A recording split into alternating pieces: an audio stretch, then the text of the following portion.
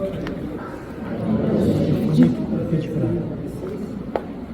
tipo de sítio, né? Onde eu posso poder encontrar uma dificuldade de encontrar mais algumas vezes. Esse aqui, eu estou dando uma olhada, e eu vou ter o prazer de estar com vocês para outras vezes. Então, eu gosto de começar nas aulas sempre agradecer a oportunidade que Jesus nos dá. Eu agradeço aos nossos mestres, aos nossos amigos, à espiritualidade e à concentração. Pedimos a eles que nos abram mente e coração, para que possamos aprender muito com nossos mestres dessa espiritualidade de hoje, na condição de eternos aprendiz todos os homens. Quando eu falar com eles, eu falo com eles, quando eu dou aula aqui, vocês aprendem muito. Então é uma oportunidade de crescer aqui na parte que vocês continuam. Isso é muito interessante. A dirigente de vocês falar sobre a responsabilidade que é a escola de aprendizes do Evangelho.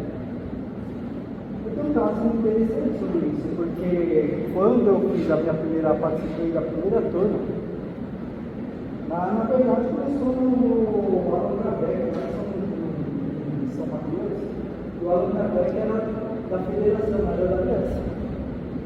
Então, eu consegui estudar. Então, eu vou estudar. Aí comecei a estudar, estudei 2 anos lá na Allan Kardec, mas como eu era ferramenteiro na época, tive dificuldade de cabeça, o horário não permitia que eu continuasse lá, então eu fui terminar o curso na Federação Espírita. Obrigado. A Federação, vocês estão todos ouvindo? Está dando para ouvir? Sim. Eu fui para a Federação Espírita, estudei mais 2 anos, ou seja, 5 anos estudando. Curso de Educação Mediúnica. Quando eu terminei, aí um amigo meu falou: tem um outro centro para vocês de trabalhadores, vamos lá? Fomos. Aí cheguei lá na casa de mim, olha, eu quero trabalhar. Os cursos básicos, os 5 anos de educação mediúnica, estou preparado. Mas você vê de onde? Não, vim lá no Kardec. Vai ter que estudar. Como? Vai ter que estudar porque o curso de não serve para cá. Sério? Então, vamos estudar. Fui para estudar e falaram que era só um aninho, eu vou sarrar. Mas o curso de espiritismo inicial terminou, começou a escola, eu não percebi a diferença de um para o outro, eu acabei estudando espiritismo. Embora. Só que tem uma coisa, no meio do caminho, eu tive que mudar de serviço. Eu trabalhava numa empresa e tive que ir para outra. Saí da ferramentaria, na carbonia, acabei indo para a Corinete e fazendo a cheia de engenharia. Só que lá eles estavam com um problema para poder aprovar o projeto da Volkswagen. E ali a gente estava fazendo uma força-tarefa para aprovar esse projeto, que estava muito complicado, porque eles ficaram 2 anos para fazer o serviço e empurraram com a barriga. Aos 45 do segundo tempo, o problema surgiu. Eu fui contratado para ajudar eles e eu tive que trabalhar domingo a domingo, segunda a segunda. Tinha muitas vezes horas para entrar, não tinha hora para sair. O que acontece? A minha turma era de domingo e eu comecei a faltar. Um dia, na cita, que era a dirigente do cooperativa, falou: eu sinto muito, mas se você faltar mais uma vez, eu vou ser obrigado a reprovar você. Eu falei: sim, eu não posso fazer nada, porque a situação lá mudou, é crítica. Veja, o meu chefe falou para mim que se o projeto não for aprovado, você tem que dar parte comigo e você não vai embora.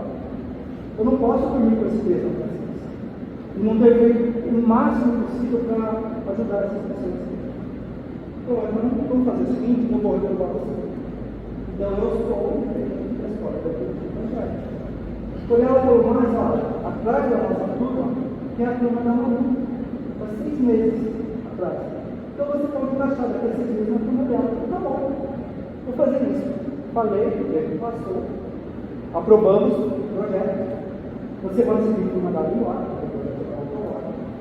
fui fazer outras coisas, fui trabalhar na internet, informática, seguir outros caminhos. E o tempo pastor. E eu já nem lembrava. Aí eu mudei ela, belalmente eu deitei, e de repente aquele segundo aquele olho, muito iluminado, ele falou: precisamos conversar. Me levou para um lugar, na região onde nós estávamos, e nós conversamos. Eu não lembro muito bem, mas parece que ele estava me orientando, falando a respeito dos compromissos que eu havia assumido para essa encarnação. E quando ele me trouxe de volta, eu lembro que ele estava encaixando no corpo, eu ouvi as últimas palavras dele. Ele falou: ou retorne agora, ou assuma as consequências. Eu acordei, quando eu abri os olhos, ainda estou ouvindo a última palavra dele. Aí eu falei: estou falando da história do Evangelho, certeza. Aí naquela semana eu fui lá na quinta-feira. Eu entrei na casa de dele, estava na primeira pessoa.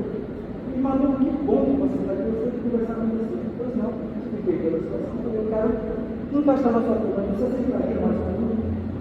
Com certeza, você sim.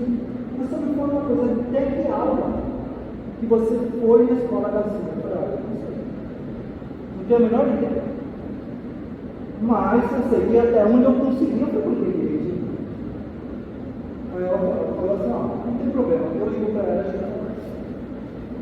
Aí ela falou: pode vir na nossa turma, é nas segundas-feiras. Próxima segunda você pode vir. Na segunda-feira eu me preparei e fui lá. Quando cheguei, quando ela falou: que bom que você veio, vamos conversar. Aí fomos na salinha, ela falou: olha, seja muito bem-vinda. Assista a turma e aprende o Evangelho da casa de mim. Você estava lá nessa turma e eu conversei com a Cida. Você frequentou as aulas até a 34ª aula. E nossa, que bom! Em que aula que nós estamos hoje? Você está na minha 35ª aula.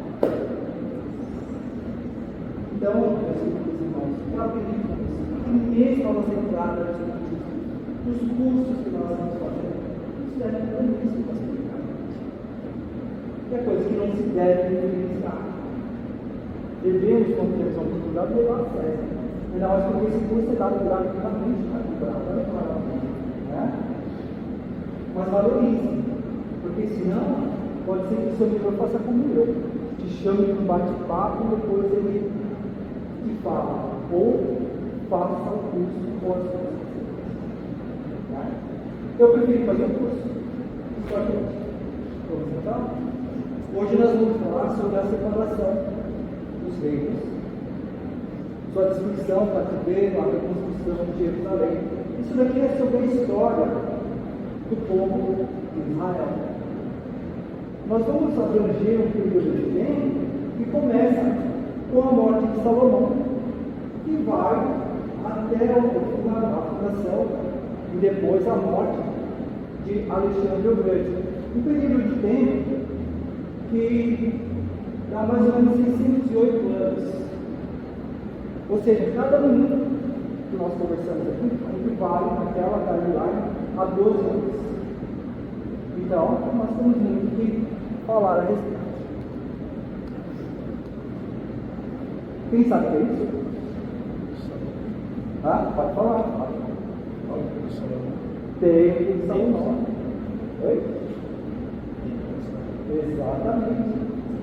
Diz que o tempo de Salomão, ele foi destruído uma vez, depois foi reconstruído na segunda vez, destruído essa segunda vez, e agora existe uma profecia de que ele seria construído uma terceira vez. Né? E de fato já foi construído aqui na cidade de São Paulo, eles estão esperando que construam lá, mas já construíram aqui. Então a profecia está se cumprindo. Vamos lá. O Templo de Salomão recebe o nome de Templo de Salomão porque foi construído por. Duvido que alguém consiga acertar. Foi construído por Salomão. Salomão é um personagem muito interessante. Ele é o terceiro rei de Israel. Primeiro nós temos Salomão. Depois nós temos. Ele era pequenininho, mas não gigante. Davi, e depois a gente tem Salomão. O que é que acontece? Quando Josué entra em Canaã, que era a terra prometida, ele consegue estabelecer lá o reino de Israel.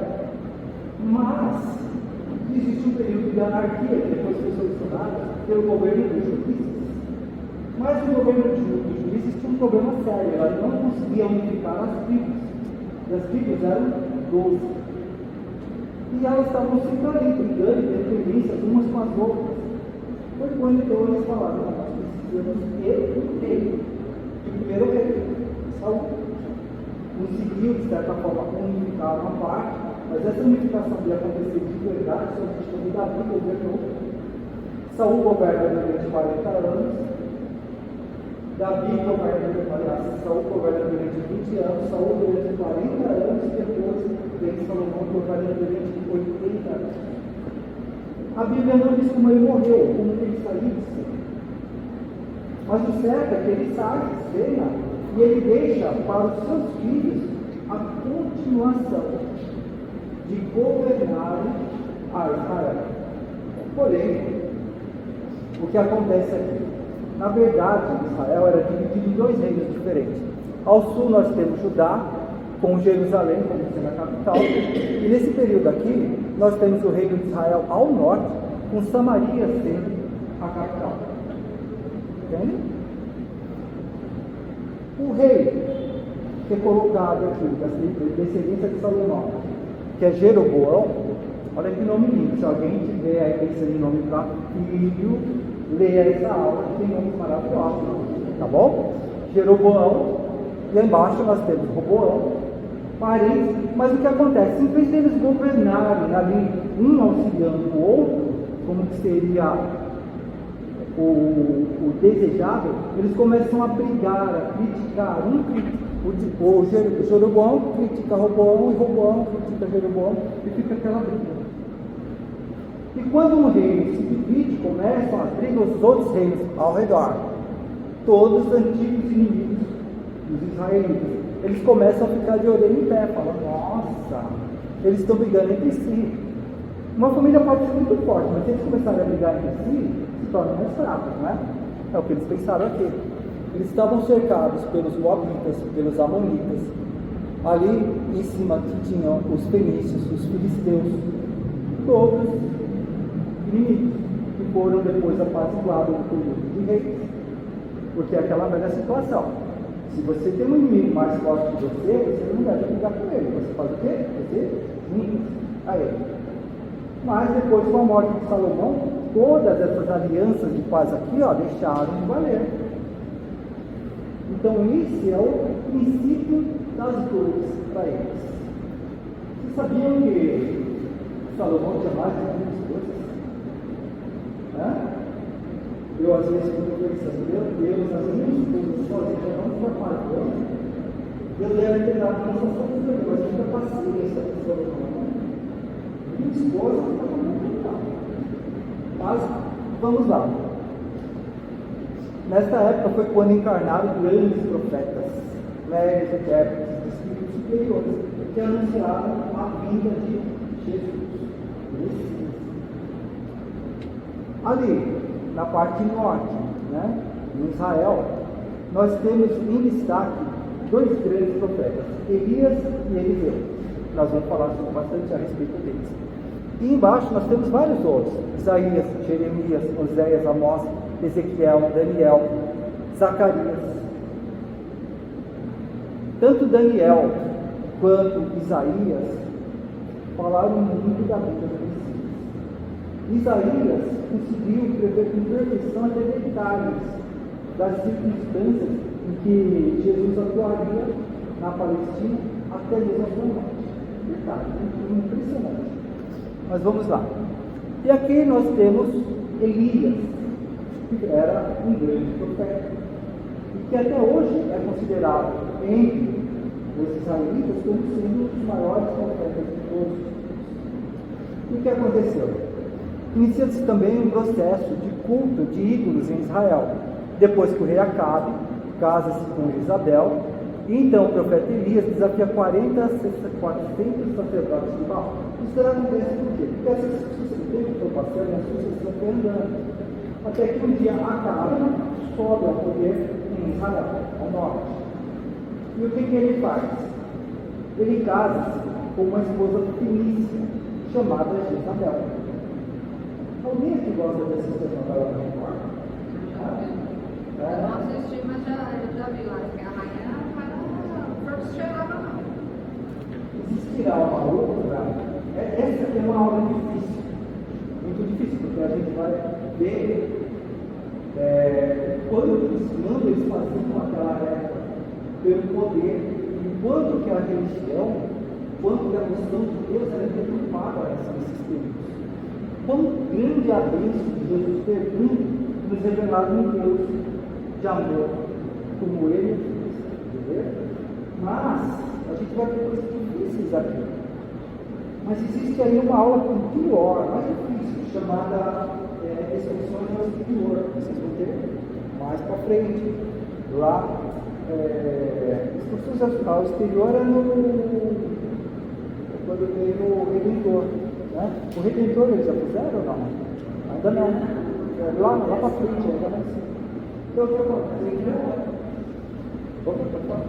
Eles vão entrar daqui a 2 semanas, 3 semanas. Começa, né? Sim. Lá no Redentor teve uma aula chamada Expressões ao Exterior. Nenhuma Expressões ao Exterior, Jesus faz o que? Que os apóstolos vieram eles estão fazendo expressão na Fenícia. Da onde Isabel vinha. Gente, a forma como eles tratam os trabalhadores e os escravos também era coisa absurda. Surreal. Mas quando vocês tiverem a aula, vocês vão ver. Vamos lembrar, olha, tudo que o Edson falou, é verdade. Tá bom? Então, o que acontece? Ela vinha de uma situação em que ela era uma sacerdotisa de Baal. E, através dos seus encantos, ela conseguiu um grande ascendente moral sobre a casa do rei. Então, praticamente, tudo que ela queria, ela conseguia. E uma das coisas que ela quis foi implantar o culto do deus Baal ali em Israel e, consequentemente, também no reino de Judá. Mas principalmente em Israel, porque Acabe era rei da parte norte de Israel. E o que ela fez? Mandou matar os sacerdotes do Deus único, que era o Deus que foi ensinado por Moisés. Mandou matar todos eles, alguns fugiram, e foi colocando no lugar os sacerdotes de Baal. E trouxe 400 sacerdotes da Fenícia para esses povos. Foi quando Elias, sabendo que ele, como um profeta, ele também estava no perigo, o que ele faz? Ele não é bom, pega para criticar. O culto a Baal, alguém já ouviu falar desse Deus antigo? Não era bem, para nossos padrões, não seria bem de Deus, seria mais um demônio, na verdade. Por quê? Porque ele aceitava, principalmente, sacrifícios humanos. Você entende qual que é a situação? Jesus revelou para nós que Deus é nosso Pai. Mas naquele tempo, o entendimento deles é que existiam os deuses e existiam nós, os terráqueos, a humanidade. E não existia além Deus coligação maior. Se nós queríamos alguma coisa dos deuses, nós tínhamos que dar algo para eles, para pedir algo em troca. E talvez eles atendessem, ou talvez não. E para isso, para fazer essa negociação, existiam então os sacerdotes. O sacerdote já falou, olha, para fazer isso, para a gente vencer aquela batalha, a gente precisa sacrificar isso com tal Deus. Para a gente poder ter uma boa colheita esse ano, nós precisamos fazer um sacrifício tal para o Deus comunicar. Entendeu? Qual que era a ligação? Era tomar lá na casa. O Deus Baal, ele principalmente, ele gostava muito de receber sacrifícios humanos, principalmente de crianças. De preferência em casa.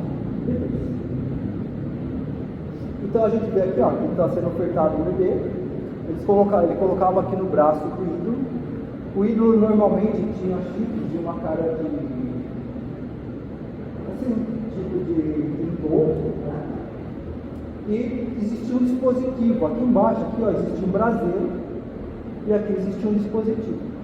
Quando o sacerdote terminava de fazer o ritual, ele fazia uma cena, e o pessoal acionava o dispositivo aqui, as viradas para trás, e o ídolo fazia assim. E a criança caiu no braseiro. Imagine você que não é difícil, infelizmente. Mas essa era a crença na época. Eles achavam que assim estava agradando a esse Deus e conseguiam assim alguma coisa dele. Aqui uma outra ilustração. E o que acontece? Então, é uma bênção muito grande a Bíblia de Jesus. Na primeira revelação, quando Moisés chega, ele já nos ensina que existe um Deus. Que nós devemos amar a esse Deus, respeitar a esse Deus e ministrar as suas fundamentos. Mas Jesus, ele vem e muda a nossa relação de entendimento para com Deus de uma forma radical. Porque ele coloca para nós o seguinte: Deus é nosso Pai. E um pai não exige que seu filho sacrifique nada. Entende? Qual seria o sacrifício mais agradável a Deus nos dias atuais? O que nós podemos sacrificar a Deus? Se a gente lê um pouco do Evangelho segundo os Espíritos, a gente vai entender lá uma parte falando o sacrifício mais agradável a Deus. E é o sacrifício que? Do nosso orgulho, da nossa vaidade, da nossa indiferença. Deus quer o que de nós? Que nós nos melhoremos, que nós evoluamos. Um pai só deseja o que de seu filho? Coisas boas. Então, quando Jesus chega, a nossa condição com relação a Deus, a nossa forma de lidar com ele muda totalmente. Porque ele tira até o sacerdote no caminho, quando ele diz assim: se quiseres orar ao teu Pai, entra em secreto, ora em secreto. E teu Pai vê tudo o que se passa em secreto. Já te verá. Olha que interessante. Entendeu? Então, se a gente quer orar a Deus, nós não precisamos estar no templo. Nós não precisamos estar em lugar nenhum. Nós não precisamos de intermediários. Só simplesmente. E ele legal pensar. Olha que maravilha. Não precisa nem pôr crédito no celular. Aqui nós temos Elias. E o que Elias faz? Ele primeiro vai para o Monte Horebe. E lá no Monte Horebe, ele passa alguns dias até que ele recebe a orientação de um anjo para buscar uma cidade no sul de Judá. E chegando lá no sul de Judá, ele encontra uma moça, uma senhora lá. E essa mulher, ele fala assim: ah, está indo de correr. E ela fala: meu amigo, aqui na minha casa eu só tenho um pouco de farinha e um pouco de azeite. Mal dá para mim para o meu filho. Aí ele falou: eu sigo você. Que em nome do Deus eu represento, que enquanto eu estiver aqui, jamais secará a farinha da sua panela. E dentro da sua botija jamais faltará o azeite. Então, traz lá para mim alguma coisa para mim. Se você aceitou, se você acreditou nessas palavras. Eu falei assim: não, isso é muito parecido com o que vai lá. Pegou, trouxe, recolheu ele. Durante o tempo que ele esteve lá, ele ficou 23 anos, no momento algum faltou alimento para eles. Comida, sempre tinha alguma coisa. Pelo menos a farinha, mas eles não querem. Certo dia, o que acontece? O filho dela fica muito doente. Aí começa a ter uma febre enorme. E ela vai, procura ele, ele sair. Quando ele chega de volta, ela fala: por favor, socorre, pede para Deus para socorrer o teu filho. Ele está muito doente. Mas quando ele foi ver, não é que ele estava doente. Aí ele pega ela e fala: olha, eu vou orar a Deus. Sobe na parte de cima que as casas não terminam para duas partes, um sobrado e outro, uma parte de cima. Ele foi lá e começou a orar por várias horas, pedindo a Deus a intercessão. E quando voltou com munição, já recuperado. O nome da moça, que é um nome difícil, essa hora eu falei complicado, é Sarefa. E o que acontece? Sarefa agradeceu muito a Elias pela bênção. Então foi o momento que ele recebe a orientação da espiritualidade para retornar. Quando ele retorna para Israel, saiu de Judá, retorna para Israel, ele chega lá e vai direto ao recado. e fala: ei, eu tenho uma proposta para fazer. Na verdade, um desafio. O que acontece é que Jezabel tinha profundo desafeto a todo representante de Deus único e resolveu fazer uma viagem para visitar seu pai na Síria, então ela não estava presente. E o que acontece? Ele falou: olha, qual que é? Você pega os 400 sacerdotes do Baal. Eu desafio a todos. Como seria isso? Nós vamos colocar uma pilha de madeiras e aquele que conseguir colocar fogo por intervenção divina naquela pilha de madeiras do desafio. Aí chamaram os representantes, eles pararam e disseram: nós somos 400 contra 1. E nosso Deus é poderoso. Então, nós temos que ganhar isso aí. E começou. Eu sei que eu tenho que colocar. E o que aconteceu? Eles oraram, eles pediram, imploraram, sacrificaram, Baal, e colocassem fogo naquela mulher de Maria. Mas como Baal não ouvia, chegou um momento que Elias e Eliseu, e o Rafael, começaram a ficar impacientes e começaram a falar: pô, por que vocês não gritam mais alto? Quem sabe ele foi passear? Talvez ele esteja dormindo. Quem sabe, de repente, ele está dormindo. Gritem mais alto. O pessoal gritou, bateu tambor, fizeram rituais, rasgaram as roupas, fizeram sacrifícios de nada, até que chegaram e o e a falaram: simples, isso aqui é uma loucura, não tem como pôr fogo nisso daí. Então, para vocês mandarem, chama eles. Aí ele, você vai destruir, pode deixar. Só que tem uma questão: se eu conseguir, eu quero que você atenda um pedido. Tudo bem? Tá bom. De palavra de rei, não volta atrás. Aí ele chegou lá, mandou colocar mais água, colocar água molhada, encharcou. Foi quando ele orou a Deus, pedindo a intervenção de Deus. Um raio, inclusive foi um raio, uma chama. Você tem que mas alguma coisa virtual bateu ali.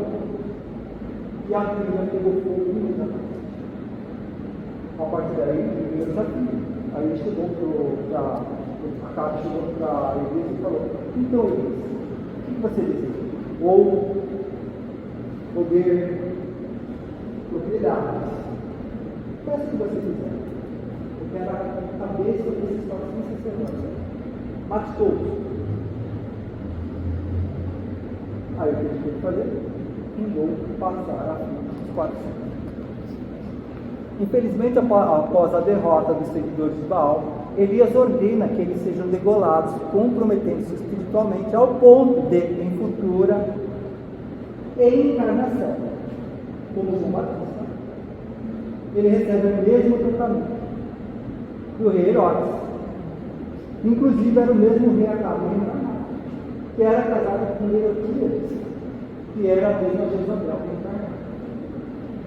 Mesmos personagens se reencontram de novo, nova encarnação, para tentar resolver suas diferenças. As constantes disputas e guerras continuaram a afastar as tribos e fazê-las perder a sua identidade nacional. Acabe, rei de Israel. O que acontece aqui é que Eliseu, que era o sucessor de Elias, porque a segunda vez, Elias, quando ele recebe a ordem do plano espiritual para estabelecer e passar o bastão para Eliseu, ele chama ele no monte e fala para ele: olha, está aqui o meu nome, está aqui o meu bastão. Agora você serve sendo o profeta de Israel. E eu vou ser chamado para a espiritualidade. O que acontece? Diz que vê uma carruagem de fogo, ele só olha naquela carruagem. Isso daí dá muito espaço para os teóricos dos antigos astronautas dizerem que fosse um poder. Ele fala que se for uma carruagem de fogo, se for desculpador, mas o fato é que algo aconteceu. Ele não morre, mas ele sai sim. E quem assume é Eliseu. E Eliseu diz o quê? Que estava breve o fim da descendência do rei Acabe. Então, as constantes disputas e guerras, porque é aquilo que eu falei, como eles estavam, o sul e o norte estavam brigando constantemente, eles começaram a sofrer ataques dos vizinhos, principalmente dos sírios. O rei Acabe, que era o rei de Israel, foi morto numa das muitas batalhas que travou com os sírios. Sucedeu a ele o filho Jorão. Enquanto isso, em Judá, Ocosias, neto de Acabe. Então, em cima tinha o filho dele e abaixo o neto dele. Tornou-se rei. Isso lá em Judá. Jezabel, a idólatra, permanece em Israel. Entretanto, Eliseu, o profeta, sucessor de Elias, havia predito o fim dessa dinastia. Este fim se realizou-se da seguinte forma: Jeú, filho de Josafá, o que acontece? Os desmandos em Israel estavam tão grandes, estavam acontecendo tantas coisas, que uma resistência, uma rebelião, acaba se organizando. E um dos líderes era Josafá, que tinha um filho chamado Jeú. E Jeú faz o quê? Ele consegue reunir um grupo suficiente para propor e tentar fazer o quê? Derrubar o reinado, tanto de Jorão quanto de Ocosias. O que é que ele faz? Ele sai à guerra, à luta, declara guerra contra eles. Então, Jeú, filho de Josafá, reuniu uma tropa e foi ao encontro de Jorão, acampado em Jezreel, após haver travado uma batalha contra Azael, que era o rei da Síria. Percebendo a aproximação de Jeú, Jorão alia-se a quem? A Ocosias, que era parente seu,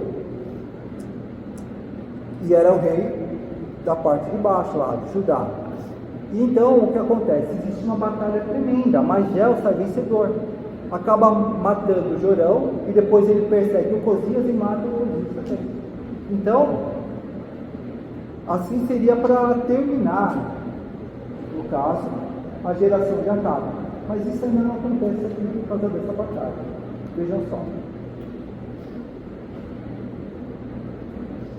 Quando ele termina de vencer tanto a Jorão quanto a Ocosias, ele pega as suas tropas e vai para Israel. Chegando lá em Israel, ele vai para a cidade de Israel, que era normalmente a cidade de Acabe. E de Jezabel ficava. Ele se dirige ao palácio e lá ele encontra Jezabel. E Jezabel faz o quê? Tenta propor uma aliança. Você agora é o rei e eu posso ser a sua rainha. Olha que maravilha. Governaremos juntos. E o que ele faz? Ele simplesmente pede para que seus soldados lancem ela da janela. E ela cai da janela direto de um... O que é aquele lugar que você coloca cachorro? Cai lá dentro do caminho do cachorro. E esses cachorros normalmente eram muito esses animais com bastante fome, porque quando ela tinha desafeto, ela mandava jogar esses cachorros na terra. As pessoas eram mortas dessa forma, e ela acaba sofrendo esse destino, então ela morre aqui.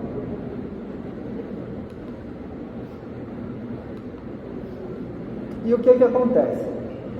Quando ele faz isso, que espalha-se a notícia de que Jeú venceu e assumiu o controle de Israel, aqui embaixo, a mãe do caso de Ocosias, ela vê a oportunidade, não sei se nós temos aqui,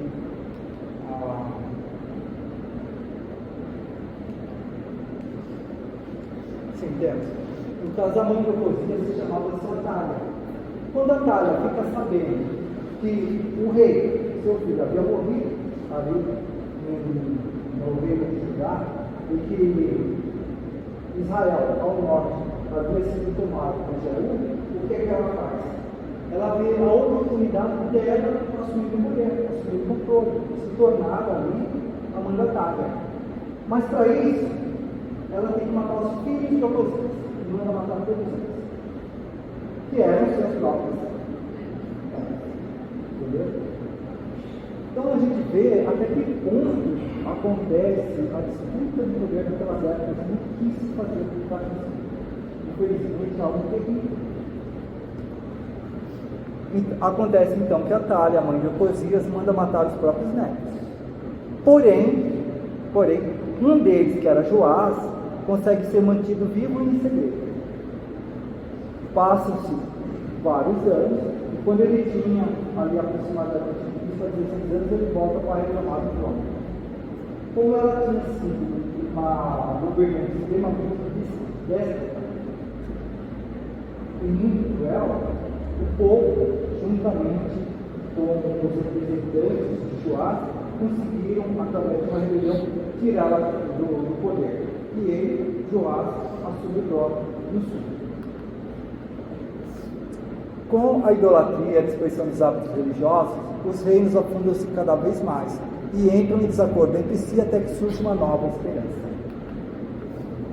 Emmanuel nos diz que Deus, a palavra Emmanuel significa Deus está com o seu povo. Isso daqui, essa citação aqui embaixo, ela aparece em Isaías, capítulo 7, versículo 14. Pois o Senhor mesmo lhes dará um sinal. A jovem que está grávida dará à luz a um filho e porá nele o nome de Emmanuel. Quem que eles estão sendo aqui? Jesus. Oi? Deus conosco.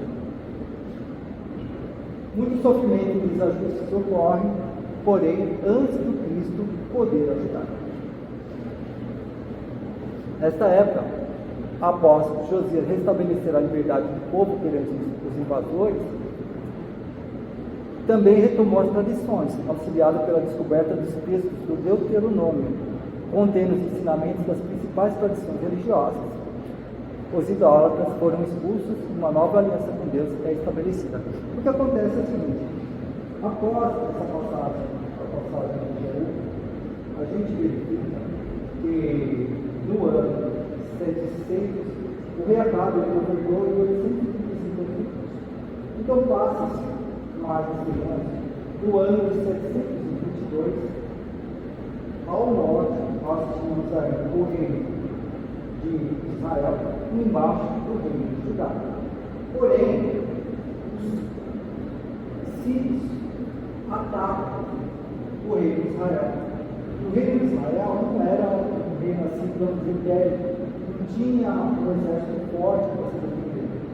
E eles vão fazer uma aliança com os assírios, para que os assírios possam defender. E eles vão fazendo o quê? Vão pagando, vão escorchando o povo com cada vez maiores impostos, vão pagando os assírios, trabalhando para eles como mercenários. Porém, quando os assírios conseguem, depois de 2 anos lutando, repelir os sírios, o pessoal ali, de Israel, chega assim e fala: olha, muito obrigado, vocês nos ajudaram, para que eu pagar tudo para vocês podem ir embora. Não. E se eles voltam a atacar de novo? Deixe o pessoal ali, porque é melhor você ter segurança. Não, não pode ir embora. Não. Na verdade, você tem milhões. Agora vocês serão uma colônia da o império estava cada vez se expandindo. A partir de agora, não tem mais interesse, vocês vão ter que pagar para a gente todos os anos. Então, não respirando. Era arrecadado uma quantia que levava, a quantia da Brasil. Porém, os assírios começaram a diminuir cada vez uma quantidade maior. Cada vez maior. E isso daí está deixando um povo muito triste, muito chateado. E começaram a se rebelar contra os representantes. Então chegou um determinado momento que eles se reuniram e falaram assim: olha, a partir de hoje nós vamos pagar mais um centavo sequer para nós. Para ele, ninguém mais vai mudar. Então, um rei chamado Salmanasar manda que os exércitos assírios subam lá e destruam todo Israel. E, infelizmente, depois de aproximadamente um ano e meio de guerra, os assírios conseguem tomar toda a região. E os assírios eles eram conhecidos por uma característica muito triste. Eles não faziam escravos, matavam todo mundo, principalmente homens.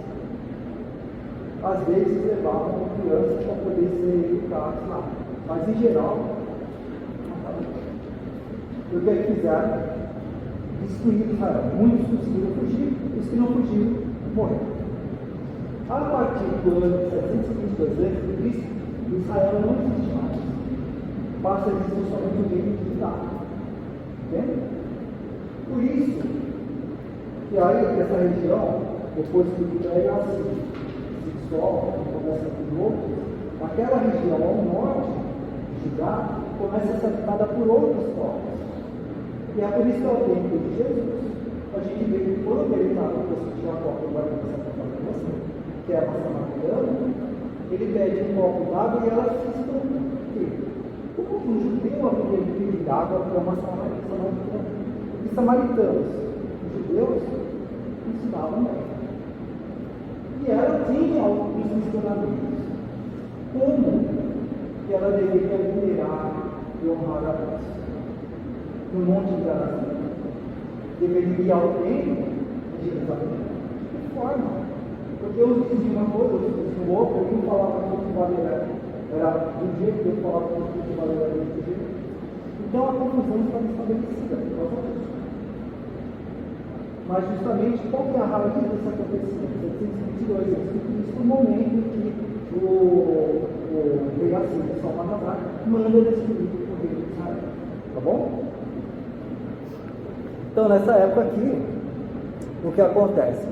Passam-se alguns anos e lá, em Judá, também sofreu muitos ataques. Muitas vezes foi levado, eles foram escravizados, eles voltavam. E eles conseguem lembrar o terceiro nome, que dá a origem para o que eles têm hoje, os dois livros sagrados, os israelitas, né? O judaísmo, que é o Alcorão, e o Talmud. Foram baseados aqui nos ensinamentos do Deuteronômio. Período de cativeiro. Mas aí, após a expulsão dos assírios e a morte de Josias, Judá passa para o controle dos egípcios. Então, foram primeiro controlados, conquistados pelos egípcios, mas os egípcios foram mais grandes. Pegaram só uma parte para trabalhar lá no próprio Egito, deixou uma boa parte lá para poder Judá para poder fazer o que? Eles pagaram imposto. Porém, depois que eles conseguem se resolver com os egípcios, o que acontece? Começa a surgir no horizonte um novo império, que era o Império Caldeu, governado por um rei tirânico chamado Nabucodonosor. E Nabucodonosor, segundo os próprios intérpretes, os próprios profetas, eles falavam: isso daí vai trazer muita dor de cabeça para nós. De fato, muita dor de sofrimento, volta à rotina do povo novamente, subjugado e retirado de suas terras.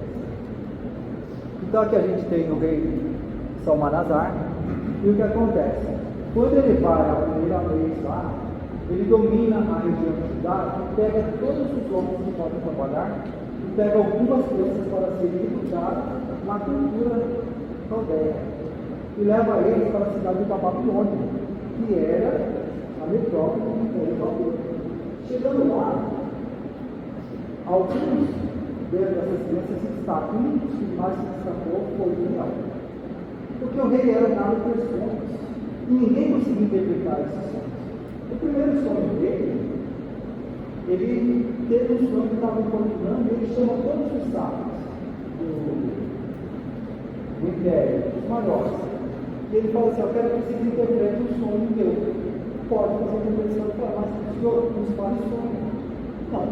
Se vocês não sabem de verdade, vocês não sabem que sonho eu sonhei. E vão me interpretar. Senhor, isso é possível. Isso não pode ser, somente Deus pode fazer isso. Então, não. Deve ter alguém que possa vocês não sabem coisa nenhuma. Mata a cor, chamou o guarda lá, tranca a filha posto e daqui uns dias dá fim todos eles.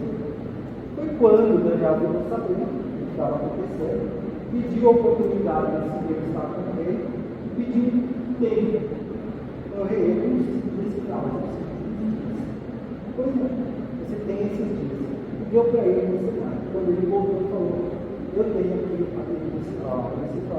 tenho como decifrar isso. O senhor foi com a decifrar. Cabeça de ouro, braços de guerreiro, prata.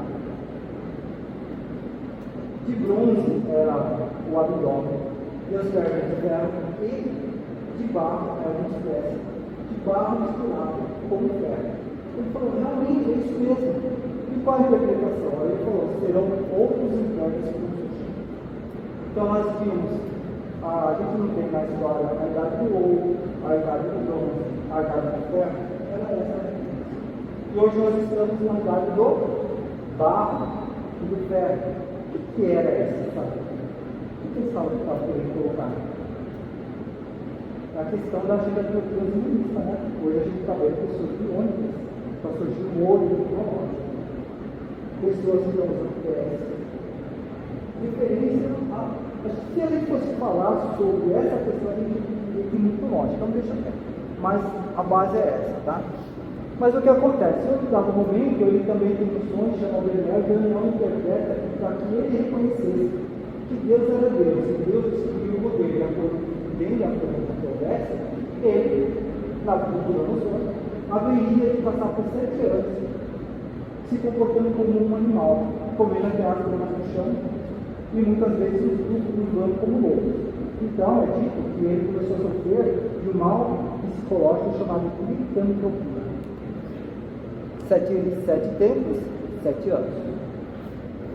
Licantropia clínica é uma rara síndrome psiquiátrica da qual a pessoa afetada sofre a ilusão de se transformar em um animal. Olha só que interessante. E agora nós temos? Você tem mais 8 minutinhos. Só isso. Tá, então a gente tem alguns anos. Eu não vou nem entrar muito na questão da licantropia. Foram mais de 50 anos introduzidos na Babilônia. E depois, em determinado momento, como Daniel consegue crescer muito no conceito de Nabucodonosor, ele coloca ele como sendo o terceiro homem mais poderoso na corte profética. E o que acontece? Ele é denunciado por não cultuar para tudo que os outros deuses provoram. Porém, ele cultuava o Deus único.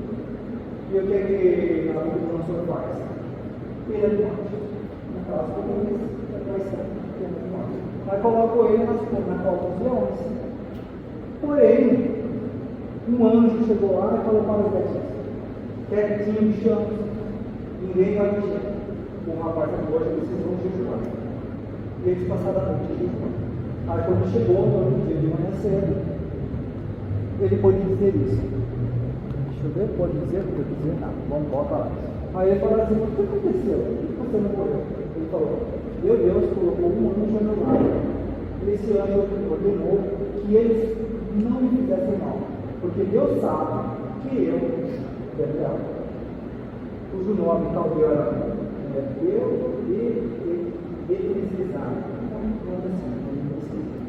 Daniel, não fiz nada de mal contigo, eu sei. Então, foi perdoado. E o que acontece depois?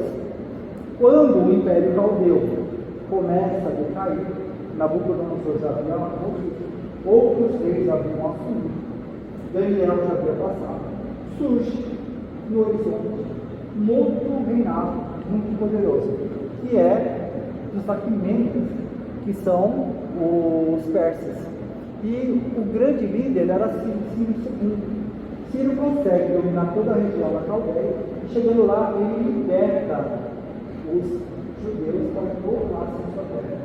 E dá condições, e mesmo responsabilizar um líder, para que pudesse pegar recursos, e mesmo todo o ouro que havia sido tirado do império, para que eles pudessem voltar para a Judéia e novamente reconstruir a cidade de Jerusalém e o templo.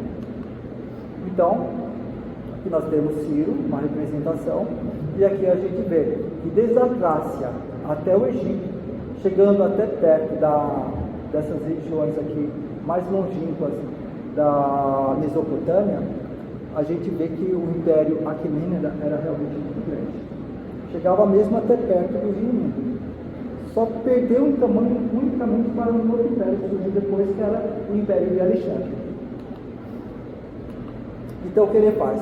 Retornando para Jerusalém, eles encontram uma região entregue a povos idólatras, que tiveram muitas dificuldades, mas conseguiram reconstruir as muralhas, o templo, e aos poucos foram reconstruindo a sua região. Ou seja, como o povo judeu estava passando 50 anos, quando eles retornam, aquela região havia sido tomada.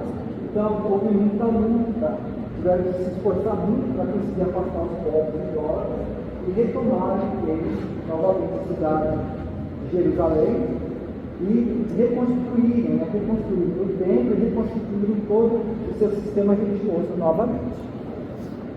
Por volta do ano 397 a.C., o governador Neemias, ajudado pelo escriba Esdras, proclamam a lei mosaica como a lei do Estado para toda a Judéia. Então essa é uma data importante.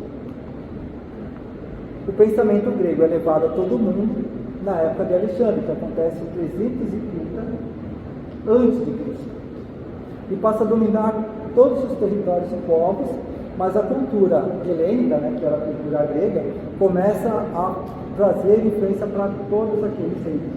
É interessante porque a cultura grega era baseada na filosofia, principalmente, e no conhecimento dos filósofos gregos. Mas Alexandre, ele dominava a região, todos os lugares que ele dominava, ele colocava uma cidade, o nome dessa cidade era só, Alexandre. Ele construiu uma grande dessas cidades em todo o seu império. Inclusive, a mais famosa era a cidade de Alexandre, que ficava lá no mar do Egito, que tinha inclusive a maior biblioteca lá. E depois, quando os árabes tomaram a Jerusalém, destruíram essa biblioteca. Mas veja só, ele toma todas essas regiões, trava uma batalha tremenda contra Dario II, que era na época o líder da Pérsia, que tinha um grande império. E na batalha de Galgamela, ele, com um exército de 50 mil homens, consegue enfrentar Dario, que tinha um exército de 250 mil homens, ou seja, para cada grego, 5 opositores.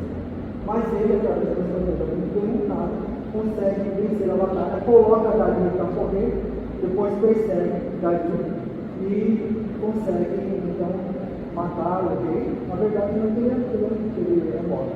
Quando ele chega na cidade de Persépolis, o pessoal sabendo que ele estava fugindo, fazia o quê? Matam ele. E depois, quando ele entra na cidade, ele percebe que a cidade já está dominada, ele é aclamado aí como verdadeiro libertador.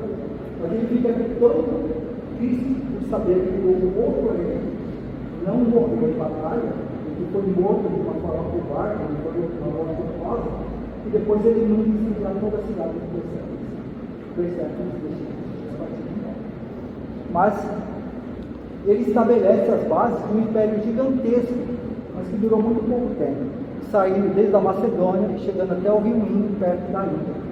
E aqui a gente vê uma cena em que ele está com o seu cavalo no cerro, se preparando para mais uma batalha. Mas ele vive pouco tempo, morre, e quando ele está, alguns dizem que ele pegou febre amarela, outros dizem que foi envenenado, não se sabe exatamente o que aconteceu, mas quando ele chega aqui, que ele retorna, quando ele chega aqui no Egito, ele já está morto. E ali ele existe até um poema, que ele fala que tudo que ele fez, perante a morte, não representa nada. De fato, é isso mesmo. Tudo que o homem pode conquistar, se ele não trouxe para dentro de si as conquistas morais, pouco vale. São novamente dominados pelos egípcios, depois disso pelos sírios, até que Roma toma conta do mundo e, por certo, também da Judéia, que passa a ser então governada pelos Herodes. Só uma curiosidade para terminar, sabe que existiam 2 Herodes? Herodes Grande. Depois existe o outro Herodes e depois o terceiro Herodes. Herodes Grande, Herodes Filipe e depois finalmente Herodes, que é o terceiro que perde a cabeça de Marquês. Tá bom? Alguém gostaria de fazer alguma pergunta? Colocar alguma coisa? Não? Então aqui a gente vê o Império Romano, que era muito menor do que o Império Persa e mesmo do que o outro Império de Alexandre o Grande, mas, no entanto, que teve uma duração muito maior. E aqui, ó, bem no joelho da bota italiana, a gente encontra a cidade de Roma, que era a metrópole que dominava toda essa região aqui. E aqui, ó, nessa região aqui, é que a gente encontra aqui a cidade de Jerusalém, e aqui o mar Mediterrâneo, e aqui nós temos então a Judéia, a região em que Jesus habitou. Tudo bem? Foi Jesus o divisor nessa história, bem como na história. Então está preparado o cenário para que Jesus possa vir para nós a solução do mundo todo. Graças a Deus, hoje a gente pode ter uma compreensão melhor. Mas como vários ensinamentos de Jesus, se nós não conseguirmos tirar das letras do ensinamento e trazer para a nossa vida, para a nossa vida. Esse é um processo fácil. Alguém já viu que é um processo que começa hoje, mas termina agora. Tem ideia. Mas o importante é que vale a pena. Bom? Alguém gostaria de colocar alguma coisa, fazer alguma pergunta? Fica à vontade. Você falou de Judá, vamos dizer, Judá do norte e do sul, né? Sim, Israel, embaixo, o reino de Judá. Então, se você sabe a nossa doutrina ou não, você sabe explicar o que é o termo do leão da tribo de Judá? Se tem alguma relação de onde vem? Olha, eu também posso precisar, eu já ouvi falar muito dessa leão de Judá, mas nunca tive curiosidade. Inclusive, eu achei que nós muito interessante, por um pouco, você fazer essa correlação. Mas eu não sei o que isso Seria um brasão referente ao. não sei. Quem é que essa poderia socorrer? Socorrer? Oi?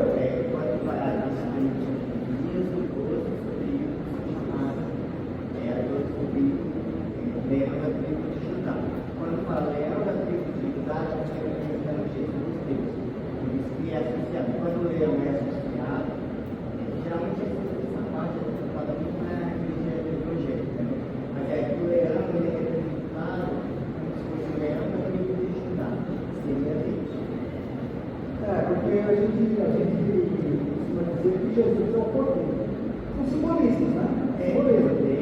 Talvez não, pode ser poderoso, representa poder, né? Coincidentemente, logo depois de ter falado dessa divisão de Israel e Judá, você contou a história dos leões que não atacaram.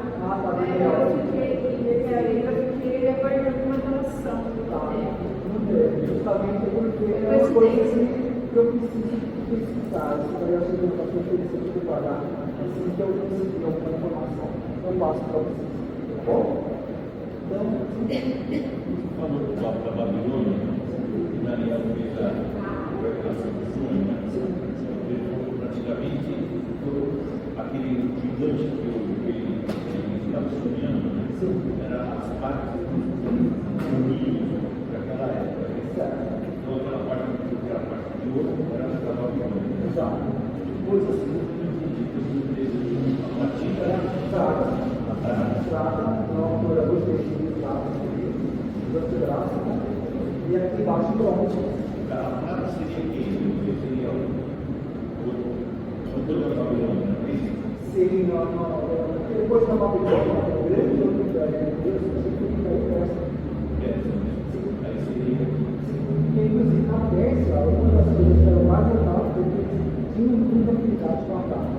Tinha muita prata. O rei de Xerxes, as Xerxes. E os pés eram os romanos, né? Que eram os ferro, o barco. Não, ferro. Pode ser ferro. Você já é romano. E E a parte da mistura é bombar para a questão de tecnologia, ou seja, nosso mundo atual. Porque a gente vê que o que acontece, aqui nós temos esquisito, né? E dentro dos semicondutores, o que a gente vê é o condutor legal, ponto. E também tem uma questão que é presente também, que são todos queimados, todos têm que chegar a um fim. Todos chegam até um fim. Na Índia também tem essa referência dessa estátua, mas com outro sentido. Diz que é como se fosse os barros entre as nossas fortalezas. Então, se você não cuidar da base, todo o resto não vale nada. Tem essa referência no É porque a reflexão final é assim, É. é que todos os reinos, eles representaram essas questões, todos eles chegaram ao final. O Alexandre o Grande seria qual? O Alexandre o Grande. Ele estaria inserido, creio eu, porque como ele veio antes do Leonardo da Terra, ele estaria no Oriente. Mas, então tá bom, gente, agora eu preciso falar de volta, tá? Agradeço a atenção. Muito obrigado pela atenção. Obrigado. Muito obrigado. Bom.